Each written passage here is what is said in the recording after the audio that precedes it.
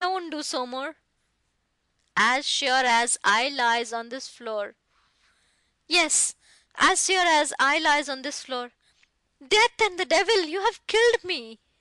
Ben took hold of the reverend gentleman by the back of the neck and pressed his head down upon the floor until his nose, which had before been such a sufferer, was nearly completely flattened with his face. Now you may go, said Ben.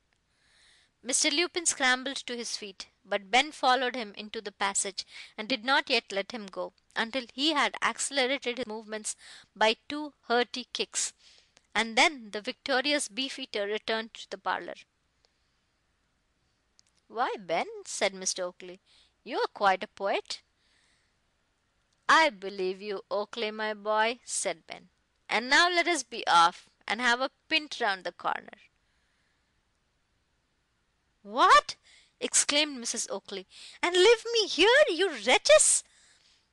"Yes," said Ben, "unless you promises never to be a female variety of the useful animal again, and begs pardon of Mr. Oakley for giving him all this trouble. As for me, I'll let you off cheap. You shall only have to give me a kiss and say you loves me. If I do, may I be damned, you mean? No, I don't. Choked, I was going to say.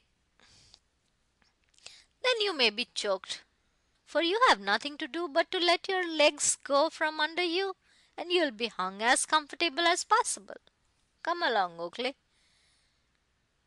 "Mr. Oakley, stop, stop, don't leave me here. I'm sorry."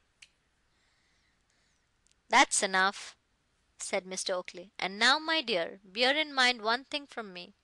I intend from this time forward to be master in my own house. If you and I are to live together, we must do so on very different terms to what we have been living. And if you won't make yourself agreeable, Lawyer Hutchins tells me that I can turn you out and give you a maintenance, and in that case I'll have home my sister Rachel to mind house for me. So now you know my determination, and what you have to expect. If you wish to begin, we'll do so at once, by getting something nice and tasty for Ben's supper." Mrs. Oakley made the required promise, and being released, she set about preparations for the supper in real earnest. But whether she was really subdued or not, we shall in due time see.